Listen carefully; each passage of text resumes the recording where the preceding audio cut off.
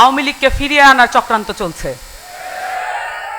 ফ্যাসিবাদকে বাংলাদেশে নিয়ে আসার, স্বৈরাচারী কাঠামোকে আবার ফিরিয়ে আনার প্রচেষ্টা চলছে।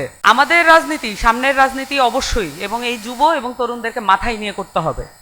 এছাড়া বাংলাদেশের আর কোনো পথ নাই।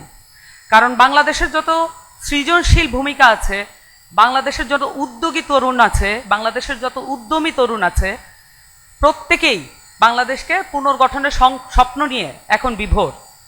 কিন্তু আমরা পরিষ্কারভাবে দেখতে পাচ্ছি বাংলাদেশে রাজনৈতিক পক্ষগুলো, রাজনৈতিক শক্তিগুলো এই স্বপ্নকে স্বপ্নভঙ্গে রূপান্তরিত করার জন্য ক্রমাগত কাজ করে যাচ্ছে।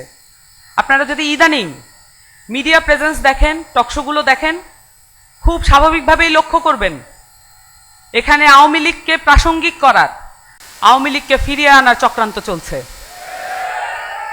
ফ্যাসিবাদকে বাংলাদেশে নিয়ে আসার, স্বৈরাচারী কাঠামোকে আবার ফিরিয়ে আনার প্রচেষ্টা চলছে। এই প্রচেষ্টা কারা রুখে দিবে?